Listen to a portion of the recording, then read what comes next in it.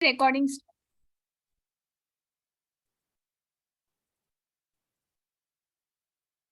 हरे कृष्णा सर्वांना. भगवद्गीता अध्ययनाचा 18 दिवसाचा क्रॅश कोर्स म्हणजे 18 डेजचा क्रॅश कोर्स यामध्ये मी कृष्ण भक्त ललिता वाणी सर्वांचं स्वागत करते आहे. आजचा आपला तिसरा दिवस, तिसरा अध्याय. ठीक आहे, आपण प्रणाम मंत्र म्हणूया आणि मग सुरुवात करूया. ओम नमो भगवते वासुदेवाय. ओम नमो भगवते वासुदेवाय.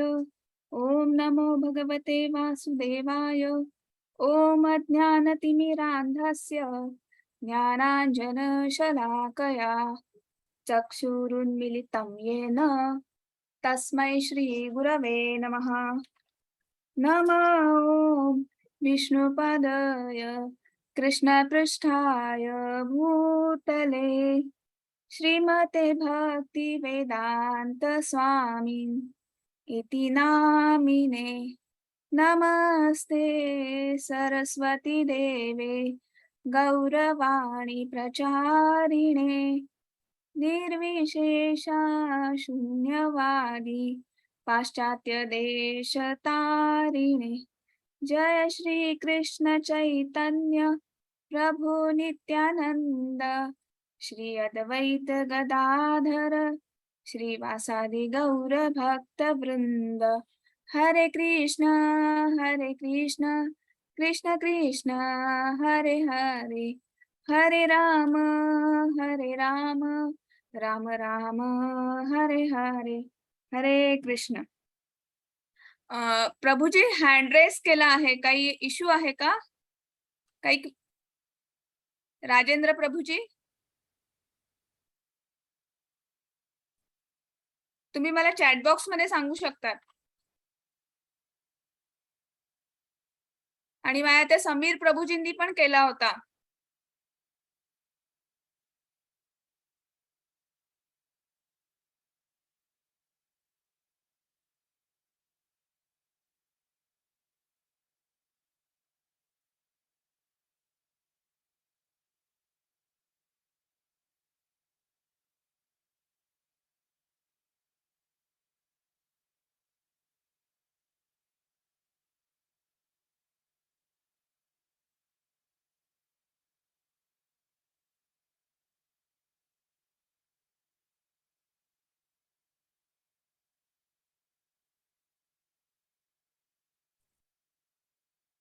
माताजी.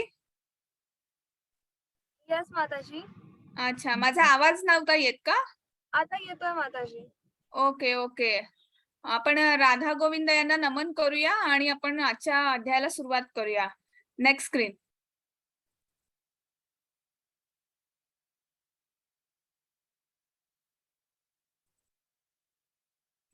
आपण शील प्रभुपाद यांना सुद्धा नमन करूया आणि सुरुवात करूया. तर आतापर्यंत आपण 2 अध्याय पाहिले, बरोबर? 2 अध्यायांमध्ये काय होतं? तर पहिल्या अध्यायात काय होतं की युद्धासाठी दोन्ही सैन्य सज्ज आहे आणि नेमकं युद्ध सुरू होणार त्याच वेळेस अर्जुनाच्या मनाची द्विधा मनस्थिती झाली आणि त्यांना काही युद्ध करण्यासाठी त्यांची जी काही कारणं होती ते त्यांनी भगवंताकडे म्हणजे श्रीकृष्णाकडे प्रकट केली. त्यातलं पहिलं कारण त्यांनी सांगितलं करुणा. आणि त्याच्यावर दुसऱ्या अध्यायामध्ये आपल्या भगवंतांनी त्यांना काय उत्तर दिलं की तू तू तू अज्ञानाचा अंधकार दूर कर. तू ज्ञान म्हणजे जाणून घे की आपण शरीर नाही आहोत, म्हणजे आपण आत्मा आहोत. ठीक आहे. शरीर काय आहे की हे पंचमहाभूतांनी बनलेलं आहे. आता पंचमहाभूत कुठली? तर पृथ्वी, आप, जल, वायू, तेज आणि आकाश. ठीक आहे, ही 5 महाभूत. तर आता मला ते त्याच्याने आपलं जो शरीर आहे हे शरीर आपलं सचेत जे असतं ते कशामुळे होतं? आपलं शरीर अचेत आहे. आपलं सचेत कशामुळे होतं? तर आत्म्यामुळे. आपल्या शरीरात आज आपण हालचाल करतोय, मी तुमच्याशी बोलते, आपल्याला ऐकू येतंय, हे सगळं ह्या ज्या चेतना ज्या आहेत ह्या कशामुळे आहेत? आत्म्यामुळे आहेत. हे तू जाणून घे. नंतर काय होतं की आनंद नाही, म्हणजे त्यांना आनंद वाटत नव्हता. तर त्यांनी काय सांगितलं की तू कर्मकांड कर, की तुझं कर्म काय आहे. तू एक क्षत्रिय आहेस आणि क्षत्रियाचा धर्म काय आहे. आणि जर कर्म करताना तुला जर मृत्यू आला, म्हणजे आता तुझं क्षत्रियाचा धर्म काय आहे आणि अधर्माचा नाश करणं किंवा जिथे जिथं चुकीचं चाललं आहे ते बरोबर करणं. ठीक आहे. म्हणजे तेव्हा त्यांना युद्ध करणं गरजेचं होतं. तर जर सपोज तो युद्धामध्ये धारातीर्थी पडला असता काय होईल? तुला स्वर्गवास होईल कारण ते धर्मक्षेत्र होतं बरोबर. आणि जर तू जिंकलास तर तू बरोबर ह्या पृथ्वीचा राजा होशील, तुला राज्य मिळेल. त्यामुळे तू कर्म कर. आनंदाने तुझं जे कर्म आहे, जे विहित कर्म आहे ते कर.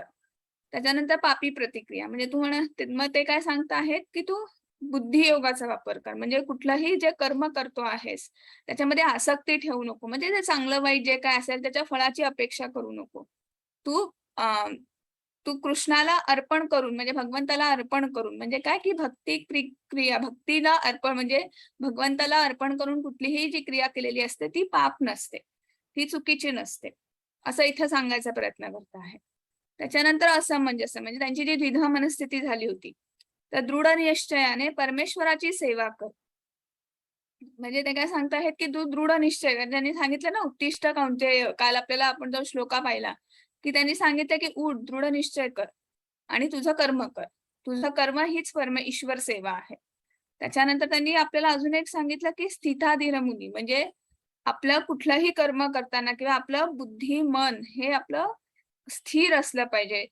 तेव्हाच ती आणि हे जनरली कोणाचं असतं, की जे शुद्ध दिव्य चेतनेतील व्यक्ती असतात आणि त्याच्यात आपण काल पाहिलं, की छोटेसे भक्त प्रल्हाद, त्याच्यानंतर ते त्यांच्या ते भक्ती करत होते तेव्हा आजूबाजूला एवढा त्यांना डिस्टर्बन्स होता. म्हणजे कोणी त्यांना त्यांचे वडील त्यांनी मारण्यासाठी सैनिक पाठवले होते वगैरे. पण त्यांनी त्यांच्या कर्मामध्ये म्हणजे त्यांचं काय कर्म होतं, की कृष्ण भक्ती हे त्यांचं कर्म होतं. तर ते त्यांनी सोडलं नाही. म्हणजे असे आपण पाहिले की नाही काल उदाहरणं. त्याच्यानंतर पारिवारिक परंपरा नष्ट होतील. म्हणजे कृष्णाला असं वाटलं म्हणजे अर्जुनाला असं वाटलं, की बाबा मी यांना मारलं तर माझं काय होईल? म्हणजे माझा फॅमिली ट्री म्हणजे माझ्या कुटुंबाचं काय होईल? ते तर सगळे जर अ, युद्धामध्ये धारातीर्थी पडले तर म्हणजे उरेल कोण आमच्या फॅमिलीमध्ये वगैरे असं. तर कृष्ण काय सांगताय? वर्णसंकर रोखण्याचा आदर्श बना. म्हणजे त्यांनी काय सांगितलंय? जन्म मृत्यू हे कोणाच्या हातात आहे? हे भगवंताच्या हातात आहे.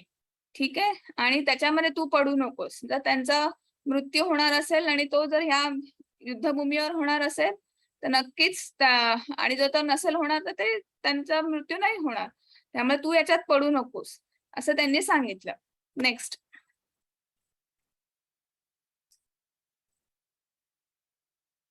हं. आत्ताचा आपला तिसरा अध्याय म्हणजे हा तिसऱ्या अध्यायाचा आपण सिलेबस वगैरे म्हणूया असं सांगू शकतो, की त्याच्यामध्ये काय विषय आहेत? तर हे पॉइंटर्स आहेत. पहिलं काय तर त्याग की कर्म. त्याच्यामध्ये एकंबद्ध आपल्याला बघायचं आहे. दुसरं आहे निष्काम कर्मयोग, ज्ञानयोग म्हणजे नियतम कुरु कर्म. कर्मकांड ते कर्मयोग म्हणजे प्रवर्तित चक्र. आणि नेता सामान्य जनांसाठी एक आदर्श असतो. यत यत आचरती श्रेष्ठ. आणि सर्वात मोठा शत्रू वैरिणम. तर हे आपल्याला आता बघायचं आहे. माताजी नेक्स्ट स्लाइड.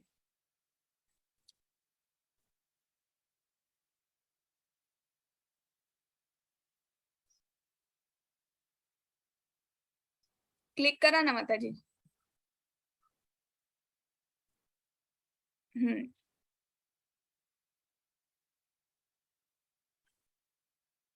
अजून क्लिक करा. हा. अजून. तर आता आपल्याला एकंबद्ध बघायचं आहे. तर इथे आता कृष्ण काय सांगताय माताजी क्लिक करा ना. हम्म. तर त्याच्यामध्ये एक त्यांनी काय सांगितलेलं आहे, की आपण जे कर्म करतो आहे म्हणजे आपली कृती आणि आपलं जे मन आहे ते जर एकत्र नसेल, ते जर सिंक्रोनाइज नसेल, तर कसं होतं बघूया. आता हे चित्र दिसतंय शेजारचं. त्याच्यामध्ये काय आहे, की एकाने मुनिवेश असा छान धारण केलेला आहे, गळ्यात माळबीळ आहे आणि हातात ते कमंडलू दिसतं आहे आणि काय आहे दुसऱ्या हातात मोबाईल आणि एका हातात सिगारेट. तर मला सांगा म्हणजे त्याचा त्याचा वेश काय आहे आणि त्याची वागणूक काय आहे? म्हणजे तुमचं मन कुठे आहे म्हणजे तर इथं हे सांगायचा प्रयत्न करताय. कर्मेंद्रियाणि संयम्य न आस्ते मनसा स्मरन्. इंद्रियार्थ विगूढात्मा मिथ्याचरच उच्यते. जो कर्मेंद्रिय संयमित करतो, परंतु ज्याचे मन इंद्रिय विषयांचे चिंतन करीत आहे, तो निश्चितपणे स्वतःची फसवणूक करतो आणि अशा मनुष्याला मिथ्याचारी म्हटले आहे. म्हणजे काय? की तुम्ही कर्म काय करता आहात? म्हणजे तुम्ही असं इथे दाखवलं आहे की नाही, तुमचा वेश काहीतरी वेगळाच आहे, तुमचं कर्म काहीतरी वेगळंच आहे. जगाला दाखवायला की मी काहीतरी सत्कर्म करतोय किंवा काहीतरी चांगलं कर्म करतोय असं म्हणताय. पण तुमचं मन मन आहे का त्याच्यामध्ये? आणि तुमचं मन काहीतरी वेगळ्याच गोष्टींकडे वाहत चाललेलं आहे. तर मग हे बरोबर नाही. याला मिथ्याचारी असं श्रीकृष्ण म्हणतात. ठीक आहे. असं भगवंत सांगतात, की हे मिथ्याचारी आहे. म्हणजे तुम्ही जे कर्म करतात, ते तर एकतर नियमाला धरून पाहिजे आणि परत त्याच्यामध्ये कुठलंही विषयांची म्हणजे इंद्रियांची आसक्ती नको. असं ते कर्म केलं तरच नाहीतर मग ते मिथ्याचारी होतं. नेक्स्ट.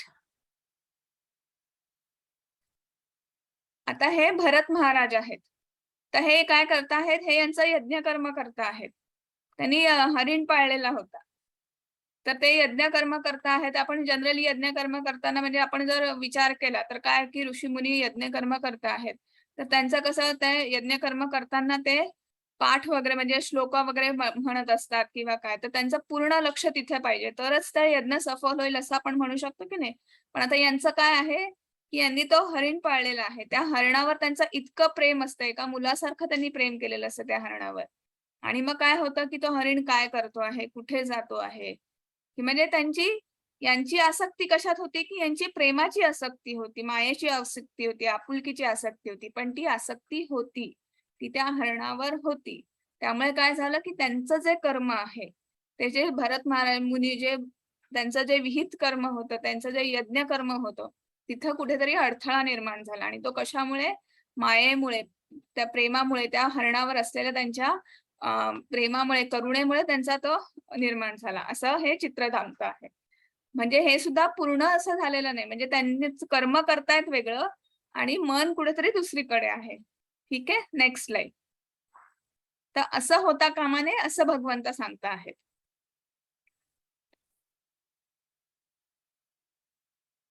यसित्वंद्रियाणि मनसा नियमारंभते अर्जुन कर्मेंद्रिये कर्मयोग मसक्त स विशेषते.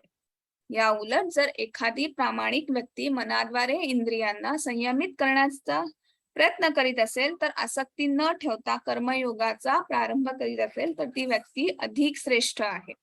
म्हणजे काय सांगता आहेत, की एखादी व्यक्ती साधी आहे म्हणजे असं काही कुठलं काही साधंच कुठलं तरी कर्म करते आहे. आता इथे बघा शेजारच्या याच्यामध्ये ते काय करत आहेत, की तिकडनं कृष्णाचं ते हे नेत आहेत भगवंताची मूर्ती आणि तिथनं पुढून ते जे समोरचे आहेत ते काय करतायत झाडू मारतायत. मग ते साफ करतायत. म्हणजे ते त्यांचं कर्म झालं. ते आहे दिसायला ते कदाचित साधं सोपं म्हणजे साधं किंवा साधारण कर्म दिसेल, की तुच्छ म्हणजे पण त्याच्यामध्ये ते मन लावून करतात, की इथनं आपली कृष्णाची मूर्ती जाणार आहे, इथं आपले भगवंत जाणार आहेत. तर आपल्याला हा रस्ता स्वच्छ ठेवला पाहिजे. म्हणजे एवढी शुद्ध सात्विक भावना त्यांच्या मनात होती आणि म्हणून तो पुढचा रस्ता क्लीन करत आहे.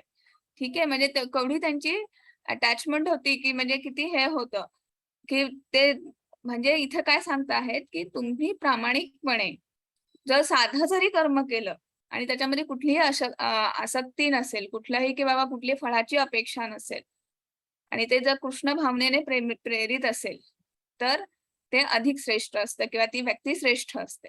नक्कीच. असं इथे भगवंत सांगत आहेत. नेक्स्ट.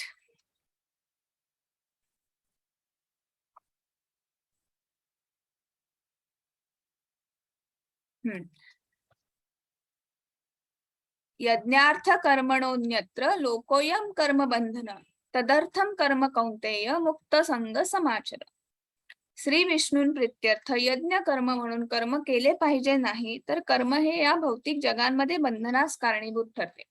म्हणून हे कौंतेय तू आपल्या नियमित कर्मांचे पालन श्री विष्णूंच्या संतोषणार्थ कर आणि त्या प्रकारे तू नेहमी कर्म बंधनातून मुक्त राहशील. म्हणजे इथे काय सांगतायत भगवंत, की कुठलंही जे कर्म यज्ञ कर्म म्हणजे आता विष्णूसाठी कर्म करायचं म्हणजे तुम्हाला यज्ञ करायचं किंवा कर्मकांड करायचं आहे म्हणजे असं नाही की देवाजवळ बसायचं आहे, असं नाही करायचं आहे. तर काय करायचं आहे, की तुझं विहित कर्म आहे, जे नियमाला धरून आहे, नियम बाह्य नाही. जे नियमाला धरून आहे, जे तुझं कर्म आहे, ते तू कसं करशील, की तू कृष्णाला म्हणजे मनात ठेवून कर. तर आणि त्याच्यावर कुठल्याही आसक्ती ठेवू नको. तू फक्त तुझं कर्म आहे, कर्तव्य कर्म म्हणून कर. फळाची अपेक्षा ठेवू नको किंवा इथून मी असं केल्याने काय होईल, कसं होईल, असं काही न करता फक्त तर ते काय होईल, की तुला त्याच्याने समाधानही मिळेल आणि तू त्या कर्मबंधनातून म्हणजे त्याचं जे काही फलित असेल चांगलं वाईट त्याच्यातून तू मुक्त राहशील. असं इथे भगवंत सांगता आहेत. नेक्स्ट. आता इथे बघा, इथे काय सांगता आहेत, की हे जे चक्र आहे, हां, याच्यामध्ये त्यांनी काय सांगितलं आहे, की हे त्यागाचं चक्र आहे. त्याच्यानंतर प्रत्येकाचं आपापलं कर्म आहे. तर भगवंतांनी काय केलं, भगवंतांनी वेद लिहिले. वेदांमध्ये काय सांगितलं आहे, की वेदांनी काय सांगितलं आहे, की तुम्ही कर्म करा, यज्ञ कर्म करा. आणि यज्ञ कर्म केलं की काय होतं, की आता जे यज्ञ कर्म करणारे आहेत, त्याच्याने यज्ञ केल्याने काय होतं, पाऊस पडतो. असं आपण म्हणतो. बरोबर? पर्जन्यवृष्टी होते. पण इथे काय आहे, की आपल्याला जे जे सामान्य शेतकरी आहेत, त्यांचं कर्म काय आहे, की शेती करणं, त्याच्यामध्ये नांगरणी, पेरणी त्यांचे जे काही ज्या प्रोसेस असतात त्या कंप्लीट करणं. त्याच्यानंतर काय होईल, ते कंप्लीट झाल्यानंतर छान तुमची पिकं अशी डोलावू लागतील. म्हणजे बियाणं तुमचं रुजेल आणि मग ते रुजल्यावर ते कधी वाढेल, पाऊस पडल्यानंतर. आणि त्याचं काय होईल, अ, मला ना इथे आवाज येत नाही म्हणून मेसेज आला आहे. अ, चंद्रकांत पाटील यांचा. अ, बाकीच्यांना आवाज येतोय का माझा?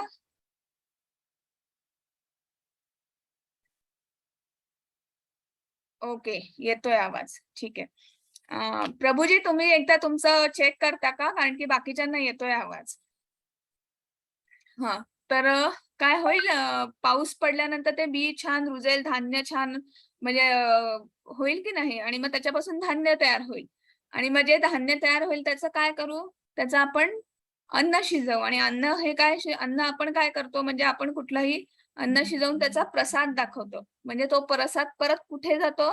भगवंताकडे जातो आणि असा प्रसाद आपण जर ग्रहण केला तर नक्कीच आपल्याला त्यातनं आपल्याला त्याच्या ज्या रसग्रंथी आहेत म्हणजे आपण जे आपलं अन्नग्रहण हे सुद्धा हे आपलं विहित कर्म आहे. पण ते कसं अन्न ग्रहण करणं, कुठलं करणं किंवा ते जर आणि ते जर प्रसाद रूपी असेल, तर नक्कीच त्याचा आपल्या जीवनावर फायदा होतो. ठीक आहे? तर हे जे चक्र आहे म्हणजे भगवंतापासूनच तयार झालेलं आणि परत ते भगवंतापर्यंतच पोहोचलेलं. याच्यामध्ये आपण सगळीकडे आहोत पण आणि आपण नाही पण. ठीक आहे? हरे कृष्ण. माताजी नेक्स्ट स्लाईड. आता वेदांमध्ये सांगितल्याप्रमाणे यज्ञ केल्याने सर्व क्रिया शुद्ध होतात. आहार शुद्धौ सत्वशुद्धी, सत्वशुद्धौ ध्रुवा स्मृती, स्मृतिलंबे सर्व ग्रंथीनाम विप्रमोक्ष. यज्ञ केल्याने मनुष्याचा आहार शुद्ध होतो आणि शुद्ध आहार ग्रहण केल्याने त्याचे जीवन शुद्ध बनते. जीवन शुद्धीमुळे स्मृतीमधील सूक्ष्म ऊतींचे शुद्धीकरण होते आणि जेव्हा स्मृती शुद्ध होते तेव्हा मनुष्य मोक्ष मार्गाबद्दल विचार करू लागतो आणि सर्वांची परिणिती वर्तमान समाजासाठी अत्यावश्यक असणाऱ्या कृष्ण भावनेमध्ये होते. म्हणजे इथे काय सांगता आहेत की मनुष्याचा आहार केव्हा म्हणजे आपण जेव्हा प्रसाद ग्रहण करतो आणि तो प्रसाद शुद्ध केव्हा असतो केव्हा आणि त्याचं जीवन कसं शुद्ध होतं. आता इथे त्यांनी काय सांगितलं, हा जेव्हा आपण सात्विक भोजन करतो तर सात्विक भोजन केल्यामुळे काय होतं की आपल्या रसग्रंथी ज्या ज्या आहेत की त्याच्यामुळे ज्या ज्या सूक्ष्म उती ज्या असतात ज्या आपल्या बुद्धीमध्ये असतात ज्या पेशी ज्या असतात तर त्यांचं शुद्धीकरण होतं आणि आपण चांगलाच विचार करायला आपण आपल्याला आपली बुद्धी भाग पडते त्या याच्यामुळे आणि मग काय होतं की आपली स्मृती शुद्धी होते आणि मग आपण चांगला विचार करायला लागतो. आपण मोक्ष मार्गाबद्दल विचार करू शकतो. म्हणजे जेव्हा तुम्ही चांगला विचार करतात, सात्विक विचार करतात, तर नक्कीच तुम्ही मोक्ष मार्गाबद्दल विचार करता आणि या सर्वांची परिणिती काय होते, की आपलं जे वर्तमान आहे ते समजण्यासाठी अत्यावश्यक असणाऱ्या कृष्ण भावनेमध्ये होते. ठीक आहे? तर म्हणजे आपल्याला जर मोक्ष हवा असेल तर आपल्याला नक्कीच कृष्णाचं नाव म्हणजे आपल्याला भगवंताचं नाव घेतलं पाहिजे. पण आता सगळ्यांना प्रश्न पडतो की हे काय सांगते कालपासून कृष्णाचं नाव घ्या, भगवंताचं नाव घ्या वगैरे. तर आता आपण मगाशी पाहिलं की आपण आपलं जे शरीर आहे, शरीर आणि आत्मा ह्या दोन गोष्टी आहेत बरोबर. शरीर पंचमहाभूतांपासून बनलं आहे. पण आपल्याला जन्म देणारे कोण आहेत? आपले आई वडील. आणि आपण त्यांना आई वडील का म्हणतो? कारण की ते आपलं त्याचं ब्लड रिलेशन आहे. आपण कोणालाही आई वडील म्हणतो का? नाही. ते आपले जन्मदाते आहेत म्हणून आपण त्यांना आई वडील म्हणतो बरोबर. तसंच आपल्या ह्या शरीराला बरोबर आहे, आपल्या आई वडिलांनी आपल्या शरीराला जन्म दिला. पण ह्या शरीरामध्ये जी चेतना निर्माण केली तो आत्मा. तो आत्मा कोणाचा अंश आहे? तर तो भगवंताचा, श्रीकृष्णाचा अंश आहे. आणि म्हणून जसं आपण आई-वडिलांना रोज विचारतो, त्यांची विचारपूस करतो, त्यांना करतो की नाही? आई-वडिलांना आपण मानतो. जसं हे आपल्या शरीराचे आई-वडील आहे, ब्लड रिलेशन आहे. आपण त्यांना मानतो, त्यांना पूजतो, त्यांचं ऐकतो. त्यांच्यावर आपली श्रद्धा असते. त्याचप्रमाणे आपल्या आत्म्याचे जे अंश, आपण ज्यांचे अंश आहोत, ते भगवान श्रीकृष्ण, परमपिता, ते आपले वडील आहेत की नाही? ते आपले परमपिता आहेत. त्यामुळे आपल्याला त्यांना स्मरणात ठेवणं हेही तितकंच गरजेचं आहे. आणि म्हणून काय सांगतात? म्हणून जे मी सांगते आहे, की जेव्हा भगवंत सांगत आहेत, की तुमचा जन्म कशासाठी झाला आहे? आणि जर तुम्ही भगवंताचं नाव घेतलं, तर त्याचे तुम्ही ज्याचे अंशज आहात, ज्याच्या घरून आलेला आहात, त्याच्या घरी तुम्ही परत जाल. त्याच्यासाठीच इथं सांगता आहेत. अ, माताजी नेक्स्ट स्लाईड.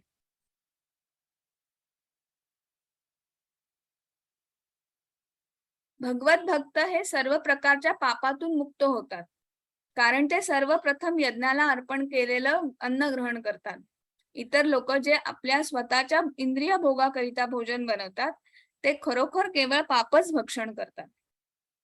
म्हणजे आता जे जे मी मगाशी सांगितलं, की आपण जे प्रसाद अर्पण करतो किंवा ज्या यज्ञाला अर्पण केलेलं असतं, ते जर आपण ग्रहण केलं, तर नक्कीच जे काही आपलं जे कर्म आहे किंवा तर ते त्याच्यातून आपण दोषमुक्त होतो. पण जर आपण इतर लोक जे असतात, जे आपल्या स्वतःच्या इंद्रिय भोगांकरिता भोजन करतात. म्हणजे बऱ्याच वेळा कसं होतं, की आपण सात्विक जेवण म्हणजे प्रसाद कसा असतो? प्रसाद असा चमचमीत वगैरे असतो का? नाही. प्रसाद हा सात्विक प्रसाद असतो. म्हणजे प्रसाद असतो. इव्हन आपल्या घरी सुद्धा जेव्हा आज नैवेद्य दाखवायचा आहे, आज भाजी अशी कर, तशी कर. आपल्या घरात सुद्धा चर्चा होते. कांदा लसूण टाकू नको, हे टाकू नको, कारण की आज नैवेद्य दाखवायचा आहे.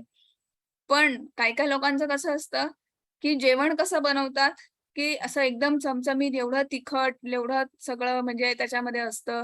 कांदा, लसूण आणि अजून काय-काय, काय-काय आणि हे सगळं काय तर माझ्या इंद्रियांना तृप्ती मिळण्यासाठी. आता इंद्रिय म्हणजे काय आणि ते काय आहे ते आपल्याला पुढे बघायचं आहे. पण सध्या आपल्याला काय, की त्याच्यासाठीच आपण जेवण केलं. आता अन्न ग्रहण हे सुद्धा एक यज्ञकर्म आहे. आणि ते यज्ञकर्म का आहे, की ज्याच्यामुळे आपल्या शरीरातला जो जठराग्नी आहे, त्याला उत्तेजित ठेवणं आणि त्याच्यापासून ज्या रसग्रंथी तयार होतात, त्याच्यापासून आपल्या शरीराला, आपलं हे जे पंचमहाभूतांनी बनलेलं शरीर आहे, त्याच्यापासून आपल्या ज्या बारीक-बारीक ज्या पेशी, ज्या सेल्स असतात, त्या ॲक्टिव्हेट त्याचे जे रस आहे ते त्याच्यापर्यंत पोहोचवण्याचं काम कोण करतो? तर हा जठराग्नी करतो. त्यामुळे आपण जे अन्न ग्रहण करतो आणि ते जर प्रसाद असेल आणि तो जर कृष्ण भाव म्हणजे आपण कृष्णाला स्मरण ठेवून जर घेतलं, तर नक्कीच आपल्याला त्याचा चांगला फायदा होतो. आपली वागणूक तशी होते. असं इथं सांगायचा प्रयत्न करतायत. माताजी नेक्स्ट.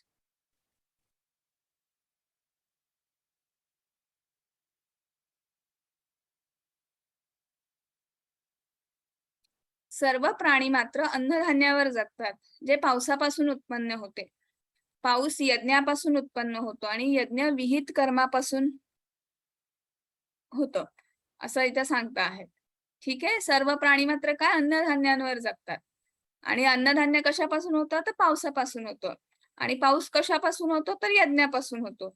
आणि हे यज्ञ विहित कर्मापासून होतं. म्हणजे हे जे सृष्टीचक्र आहे, ठीक आहे.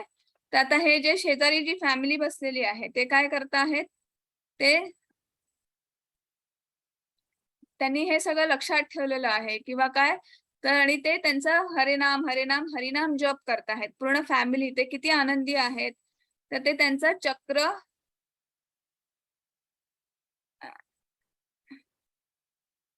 ते त्यांचं जे सृष्टी चक्र आहे ते त्यांच्या बरोबर याच्यात आहे, समोर आहे, की आपण ह्या अन्नधान्य जर जगतो आहे, जे पावसापासून होत आहे आणि जे पाऊस यज्ञापासून उत्पन्न होत आहे आणि हे यज्ञ विहित कर्मापासून होतो आहे. तर आपलं विहित कर्म काय आहे? तर हरिनामाचा जप. कारण की कलियुगामध्ये आपल्याला काय सांगितलेलं आहे? सत्ययुगामध्ये कसं होतं, की सत्ययुगामध्ये लोकं जंगल म्हणजे वनात वगैरे जाऊन असं योग योग वगैरे करू शकत नाही. ध्यान धारणा करू शकत होते. त्याच्यानंतर काय झालं, की द्वापार युगामध्ये काय, की द्वापार युगामध्ये यज्ञ कर्म होतं. म्हणजे ऋषीमुनी असे बसायचे आणि मोठमोठे यज्ञ करायचे आणि राजे त्यांना त्याच्यासाठी त्यांचं यज्ञ करण्यासाठी संरक्षणही द्यायचे त्यांना. त्याच्यानंतर काय त्रेतायुगामध्ये काय, तर त्रेतायुगात मोठमोठी मंदिरं बांधली जात होती आणि मंदिरांची मग ती पूजा, अर्चा वगैरे हे त्यांचं यज्ञ कर्म होतं. पण आपलं आता कलियुगामध्ये खूप सोप्पं आहे. कलियुगामध्ये यज्ञ कर्म काय आहे? तर हरिनामाचा जप. हेच आपलं यज्ञ कर्म आहे, की आपण आपल्या कृष्णाला, आपल्या परमपित्याला कसं आठवायचा? तर तुम्ही जप करायचा. हरिनामाचा जप करायचा. तर तो कुठला जप आहे तो तुम्हाला कळेलच पुढच्या स्लाइडमध्ये. पण म्हणजे हे आपलं विहित कर्म आहे. आपलं कलियुगामधलं विहित कर्म काय आहे? तर नामजप. ठीक आहे? माताजी नेक्स्ट स्लाइड. तर यज्ञै संकीर्तनम प्रायैर्जन्ति ही सुमेधस. म्हणजे यज्ञ आणि संकीर्तन हे काय आहे? हे आपल्याला कलियुगात करायचं आहे. तर ते कुठला जप आहे? तर हे जे आहे की नाही जो मी रोज एक जप म्हणते बघा, की हा काय आहे? जय श्री कृष्ण चैतन्य प्रभू नित्यानंद श्री अद्वैत गदाधर श्रीवासादि गौर भक्त वृंद. ठीक आहे. हा आपल्याला जप म्हणायचा आणि त्याच्यानंतर आपला नामजप स्टार्ट करायचा. हरे कृष्णा कृष्ण कृष्ण हरे हरे, हरे राम राम राम हरे हरे. हा आपला नामजप करायचा. ठीक आहे. माताजी नेक्स्ट.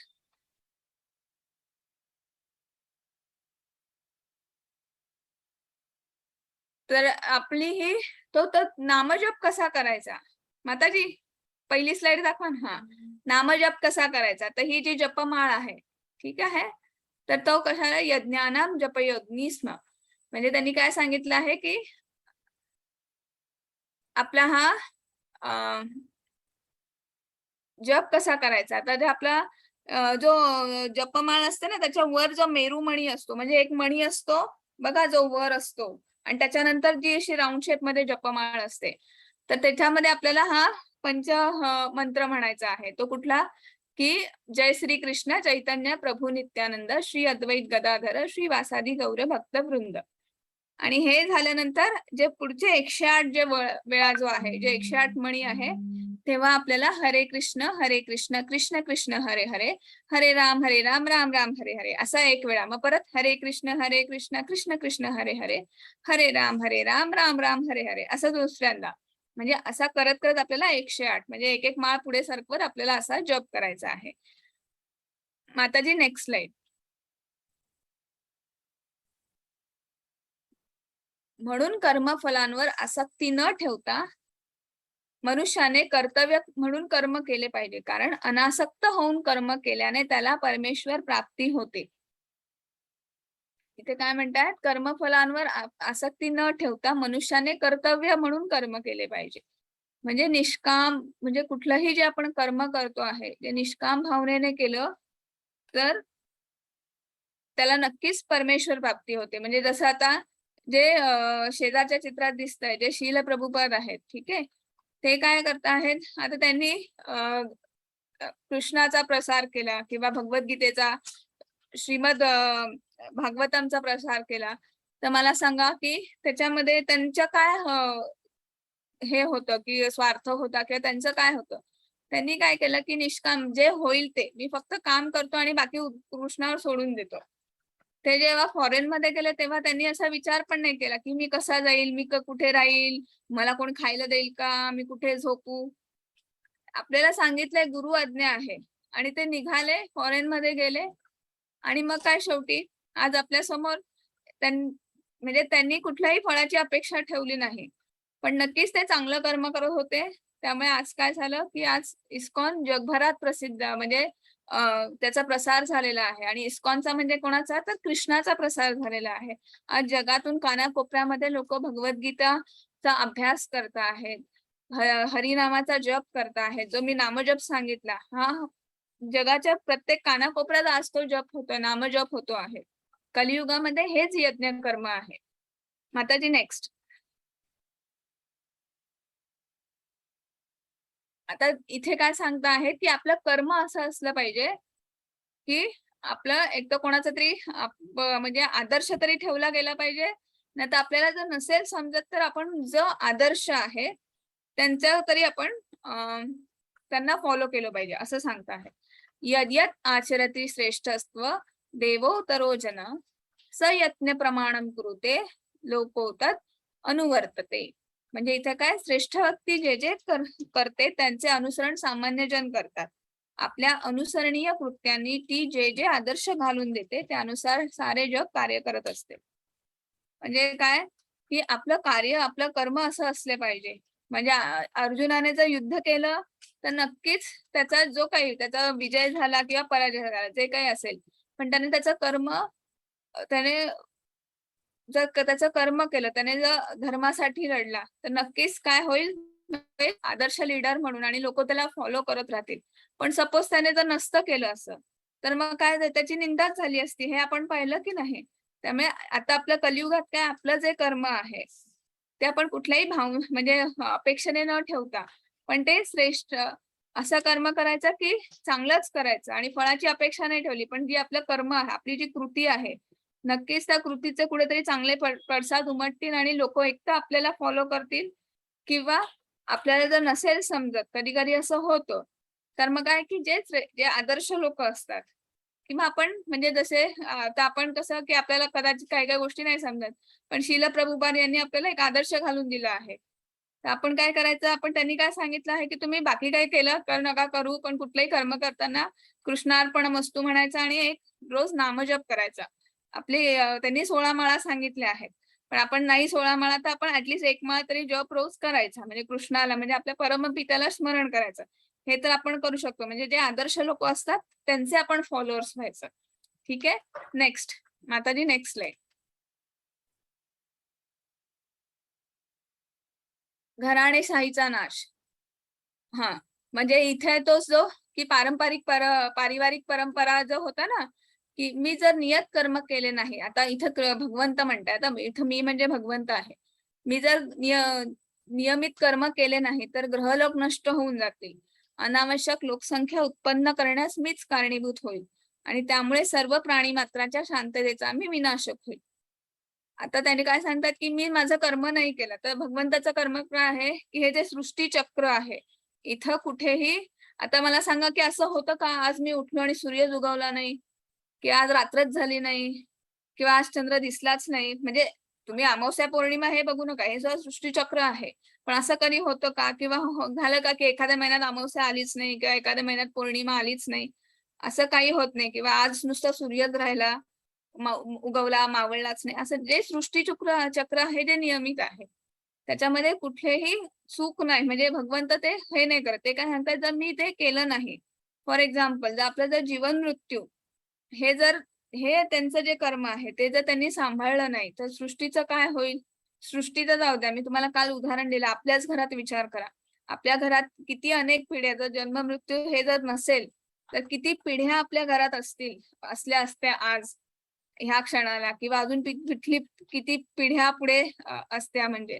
आणि मग काय झालं असतं आपल्या नुसत्या आपल्या घराची आपण एक जस्ट कल्पना करू शका की सृष्टीचं काय होईल ते तर बाजूलाच राहिलं. म्हणून काय सांगता आहेत की हे जे चक्र चाललंय याच्यामध्ये तू पडू नकोस. तुझं जे कर्म आहे ते तू कर. तू त्याचा विचार करू नकोस. त्यामुळे पारिवारिक परंपरा नष्ट होईल का काय त्याचा तू विचार करू नकोस असंच भगवंत सांगता आहेत. नेक्स्ट. आता नियत कर्माच्या फलामध्ये आसक्त असणार. माताजी नियत कर्माच्या फलामध्ये आसक्त असणाऱ्या अज्ञानी मनुष्यांचे मन विचलित होऊ नये म्हणून विद्वान व्यक्तीने त्यांना कर्म थांबवण्यास प्रेरित करू नये. या उलट भक्तिभावाने कर्म करून त्या लोकांना कृष्ण भावनेच्या यथावकाश विकासासाठी सर्व प्रकारच्या कार्यामध्ये युक्त करावे. आता इथं काय सांगतायत की जे नियत कर्म करतायत, जे आपलं रोजचं कर्म आहे ते करता आहेत, त्याच्या फळामध्ये आसक्त असणाऱ्या जे ते त्या फळाला आसक्त आहेत, नक्कीच ते अज्ञानी आहेत. ते ज्ञानी असते तर त्यांनी आसक्ती ठेवली असती का? नाही. तर मग काय की मनुष्याचे मन अशा लोकांना आपण डिस्टर्ब नाही करायचं, की त्या जेणेकरून ते विचलित होतील. उलट आपण काय करायचं, मग विद्वान व्यक्तींनी त्यांना ते कर्म थांबवू नको असं प्रेरित नाही करायचं. याउलट भक्ती भावनेने कर्म करून म्हणजे आपलं स्वतःचं जे कर्म आहे, ते आपण भक्ती भावनेने करून त्या लोकांना आपलं जे कर्म आहेत म्हणजे तुमचं जे कर्म आहे त्याच्यामध्ये त्यांना असं कर्म करा की त्यांना प्रेरणा होईल की ते तुमचे फॉलोअर्स होतील. म्हणजे काल मला कोणीतरी प्रश्न विचारला होता प्रभूजींनी, त्याचं हे उत्तर आहे की तुम्ही जे नियत कर्माच्या म्हणजे जे अज्ञानी लोक आहेत त्यांना तुम्ही डिस्टर्ब करू नका, की तुम्ही तुमच्या कर्मातून त्यांना प्रेरित करा की ते तुमचे फॉलोअर्स होते. माताजी नेक्स्ट. मिथ्या अहंकाराच्या प्रभावाने मोहित झालेला आत्मा स्वतःला कर्माचा कर्ता समजतो, पण वास्तविक प्रकृतीच्या 3 गुणांद्वारे कर्म केली जातात. आता प्रकृती म्हणजे ही आपली भौतिक प्रकृती आहे आणि 3 गुण कुठले? तर सत्व, रजतम हे 3 गुण हे कर्म करीत असतात. परंतु आपण अहंकाराच्या काय म्हणतात त्या विळख्यामध्ये इतकं अडकलेलं असतो ना, तर आपल्याला काय वाटतं की मीच करता आहे. आपला जो अहम असतो ना, अहम करता. म्हणून काय की गुण व कर्म हे आपल्यापासून भिन्न आहेत. हे आपल्याला त्याची जाणीवच नसते.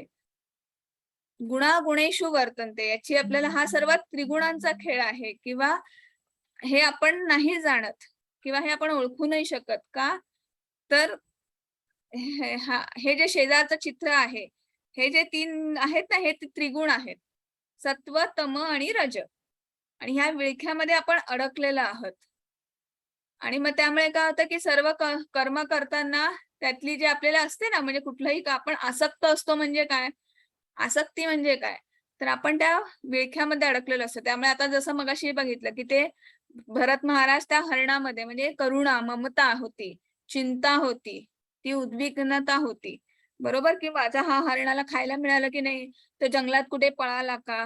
किंवा त्याला कुठे लागलं का? म्हणजे हे जे म्हणजे क्रोध वगैरे हे तर आहेच, त्रिगुणांचे भाग आहेच.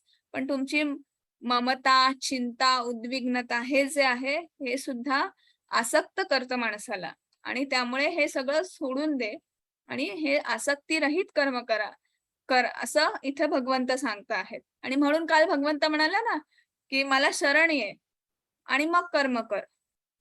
आणि मग अगदी आणि आपण कसं करतो, आपण आधी कर्म करतो आणि मग त्याच्यात जर काही झालं तर मग अरे देवा आता मी काय करू? मला काहीतरी सांग वगैरे असं करतो की नाही? जनरली असंच होतं ना. माताजी नेक्स्ट. माताजी मला मेसेज आलाय, स्क्रीन दिसत नाही आहे. तर बाकीच्यांना दिसतीये का? हो, नाही इथे दिसतेय म्हणून आलाय मेसेज. ठीक आहे. अर्जुन म्हणाला, "हे वृष्णी वंशजा, कशामुळे मनुष्य त्यांची इच्छा नसतानाही जणू काय बळेच पाप करण्यास प्रेरित होतो?" म्हणजे इथं अर्जुन परत आता अर्जुनाला परत प्रश्न आहे आणि ते साहजिकच आहे, की इतका भगवंत एकापुढे एक, एकापुढे एक त्यांना सांगता आहेत. आता म्हणजे अर्जुन रूपी जर म्हणजे अर्जुन अर्थ हे श्रेष्ठ होते. पण आपण सामान्य माणसाला सुद्धा आता आपण कालपासून ऐकतोय, की आपण हे शरीर नाही, आपण आत्मा आहोत आणि मग हे असं करा आणि तसं करा म्हणजे अनेक पण ते आपल्याला ते ज्ञान घेताना सुद्धा त्यांना परत कन्फ्युजन आहे किंवा प्रश्न आहेत. तर हे कशामुळे मनुष्य आणि त्यांची इच्छा नसतानाही जणू काय बरेच पापकर्म प्रेरित होतात, असं म्हणत आहेत, की अर्जुनाला काय प्रश्न पडतो, की इच्छा नसतानाही पापकर्म का करतो आहे? असा भगवंताला प्रश्न पडला आहे.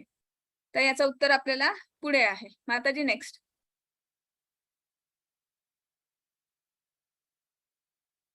तर इथं भगवंत काय सांगतात बघूया, की इथं 3 चित्र दिलेली आहेत. हा त्याचा धूमेना व्रियते वहिनर्यथा दर्शो मलेन च यथोल्बेनावृत्तो गर्भस्तता तेने दमावृत्तम.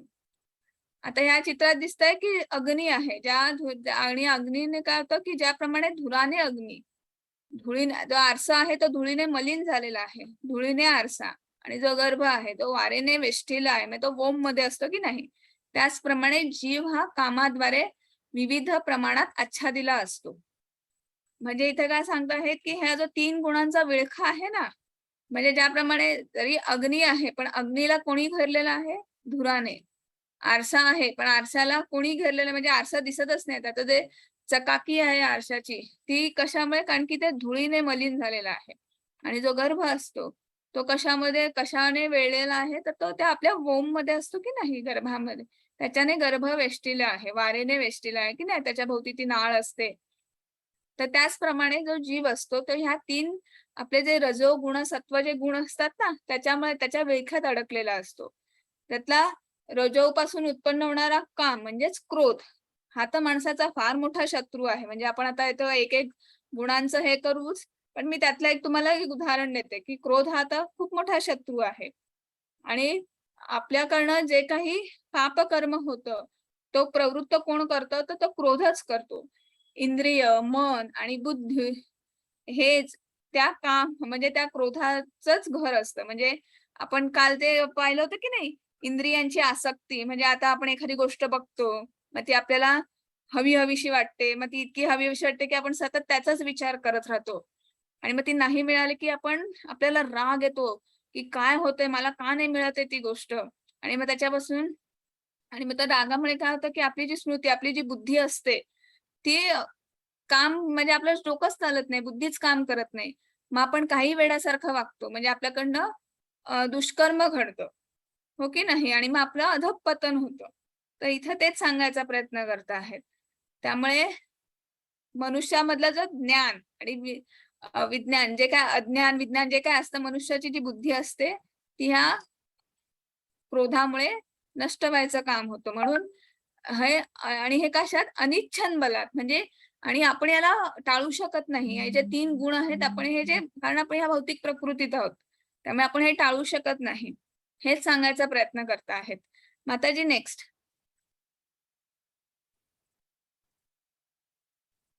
हां, इथे पण तेच सांगितलं आहे. ज्याप्रमाणे धुराने अग्नी, धुळीने आरसा आणि वारेने गर्भ वेष्टीला जातो, त्याचप्रमाणे जीव या कामाद्वारे विविध प्रमाणात आच्छादिला जातो. नेक्स्ट. म्हणून हे भरतवर्ष भरतर्षभ अर्जुन इंद्रियांचे नियमन करून पापाच्या या महान प्रतीकाचा काम म्हणजेच क्रोध याचा प्रारंभीच निग्रह कर आणि आत्मसाक्षात्काराच्या ज्ञानाचा विनाश करणाऱ्या या कामाचा वध कर. म्हणजे पर्यायाने क्रोधाचा वध कर. म्हणजे हे जे सत्व रजोतम हे जे त्रिगुण आहेत आणि त्याच्यातनं रजोगुणातनं उत्पन्न होणारा क्रोध म्हणजे काम, ठीक आहे. त्याचा सुरुवातीलाच आपण त्याला नियंत्रण करायचं किंवा त्यालाच आपण बाजूला सारायचं. त्याच्यामुळे काय होईल की नक्कीच आपल्याला साक्षात्कार होईल. आणि त्या त्या ज्ञानामुळे काय होईल की आपल्या ही जी इंद्रियांची आसक्ती आहे, ज्याच्यामुळे आपला जो विनाश होणार आहे, त्याच्यापासून आपण नक्कीच सावध होऊ. ठीक आहे. नेक्स्ट.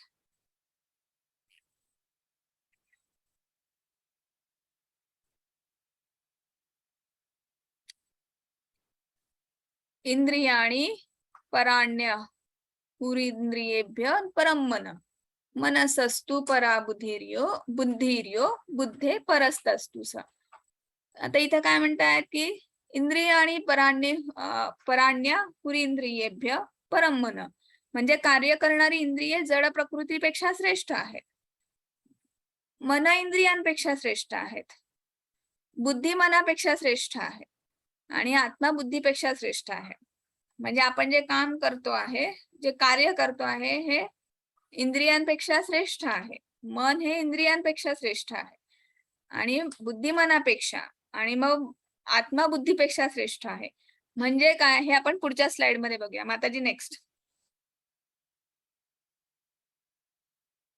आता सगळ्यात पहिले काय, तर शारीरिक स्तर म्हणजे आपलं जे आपण जे काही कर्म करतोय, चांगलं वाईट जे आपण वागतोय की नाही, हातपाय हलवतोय आणि काहीतरी करतोय, असं होत नाही की आपण कुठलंही कर्म करत नाही. असा कुठलाच क्षण नसतो की आपण कर्मशून्य असतो. म्हणजे मी शांत खुर्चीत बसली आहे किंवा तुम्ही कोणी बसलेला आहात, पण म्हणजे आपण शांत बसतो का नाही? त्या क्षणात आपल्या मनात असंख्य विचार सुरू असतात. म्हणजे आपलं मन तेव्हा कर्म करत असतं. हातपाय शांत असतील, पण मन कर्म करत असतं. मग एखाद्याबद्दल तो असाच बोलला, ती अशीच बोलली आणि असं मग काहीतरी एक तर काहीतरी विचार तरी किंवा कुठले म्हणजे काहीही विचार, पण म्हणजे कर्म सुरू असतं. त्यामुळे पहिला झाला शारीरिक स्तर. नेक्स्ट त्याच्या झाला इंद्रिय स्तर. मग आपल्या मनात एखादा विचार आला, की मग आपण हां, मग किंवा शांत जरी बसलं तरी कुठेतरी डोळ्यात काहीतरी दिसलं किंवा कानाने काही ऐकलं, की मग त्याचे विचार सुरू होतात. मग नेक्स्ट पुढे मानसिक स्तर येतं. मग त्याच्याबद्दल आपली आसक्ती वाढत जाते. एक इच्छा तयार होते. मग ती इच्छा इतकी प्रबळ होते, की आपण सतत त्याचाच विचार करतोय, त्याचाच विचार करतोय. म्हणजे चांगलं वाईट जे असेल ते म्हणजे त्याचाच विचार करत राहतो आपण. आणि मग काय होतं नेक्स्ट काय आहे, त्याच्यावर असतो आध्यात्मिक स्तर. म्हणजे जर आपण चांगला विचार आता मी ते तुम्हाला उदाहरण दिलं ते मी तुम्हाला एक वाईट म्हणजे तुम्ही विचार करताय असं दिलं. पण आता जस्ट विचार करा तुम्ही कुठलातरी चांगला विचार करता आहेत. म्हणजे तुमच्या हातात नामजप जपमाळ आहे किंवा तुम्ही गीता वाचता आहेत किंवा काय. तर ते जर चांगल्या गोष्टीचा जर असेल तर आपण कुठल्या लेव्हलपर्यंत पोहोचू? आध्यात्मिक स्तर. म्हणजे नक्कीच आपलं अधःपतन नाही होणार. तर आपण नक्कीच प्रगती करू. आपण प्रगतीपथावर जाऊ. ठीक आहे? माताजी नेक्स्ट स्लाईड. हं. आता हा जो रथ आहे ना, हा काहीतरी रिप्रेझेंट करतोय. म्हणजे हा आपल्यालाच रिप्रेझेंट करतो आहे. तर याच्यामध्ये जो पॅसेंजर सीटवर आहे, तो या रथाचा ओनर आहे. म्हणजे तो आपला आत्मा आहे. त्याच्यानंतर हा जो रथ चालवतोय ना, जो सारथी आहे, ते म्हणजे आपली बुद्धी. आणि हे जे 5 घोडे आहेत, हे काय रिप्रेझेंट करतात, तर हे आपलं इंद्रिय. म्हणजे काय डोळे, कान, नाक, जीभ, त्वचा आपलं जे आहे की नाही, ते सगळं आपलं रिप्रेझेंट करत आहे. आणि त्यांना लगाम कोण घालतंय, म्हणजे ही जी दोरी दिसते, ते म्हणजे आपलं मन. म्हणजे काय, की आपण आता हे कसं बघा, आता हे उलट पण होतं आणि सुलट पण. म्हणजे बघा, तर आधी आपण लगाम नाही घातला. म्हणजे हे घोडे इकडे-तिकडे पळतायत, सैरावैरा धावता आहेत. त्याच्याने काय होईल, आपलं मन सैरभैर होईल. मन सैरभैर झालं, तर बुद्धी सैरभैर होईल. बुद्धी सैरभैर झाली तर काय होईल, आपल्या आत्म्याचं म्हणजे काय होईल, कॅरी फॉरवर्ड काय करतात, आपला आत्माच जे काही चांगलं वाईट असेल ते कॅरी फॉरवर्ड करतात. बरोबर? मग त्याच्यामुळे परिणामी कुणाला आपल्याला ते भोगावं लागणार आहे. आत्म्याला ते भोगावं लागणार आहे. पण तेच जर ते लगाम असेल, म्हणजे म्हणजे ओनरच्या हातात काही राहणार नाही, आत्म्याच्या हातात काही राहणार नाही. पण ते जर लगाम असेल, म्हणजे विचार करा, की हे इंद्रिय कंट्रोलमध्ये आहेत. इंद्रिय जर कंट्रोलमध्ये असतील, तर आपली जी मन आहे ते पण कंट्रोलमध्ये असेल. मग बुद्धी सुद्धा आपला चांगलाच विचार करेल, म्हणजे ती पण कंट्रोलमध्ये आहे. आणि मग काय होईल, जे सत्कर्म आहे, जे विहित कर्म आहे, जे चांगलं कर्म आहे, ते नक्कीच त्याचा फायदा आपल्या आत्म्याला होईल. म्हणजे आपला आत्मा प्रगतीपथावर जाईल. ना की त्याचं अधःपतन होईल, तर तो प्रगतीपथावर जाईल. ठीक आहे. हे आपलं शरीररूपी रथ आहे. त्याचा एक जस्ट याच्यामध्ये रिप्रेझेंटेशन आहे. माताजी नेक्स्ट.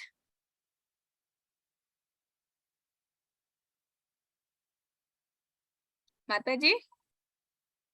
हं. हे बघा याच्यात दाखवलंय की नाही?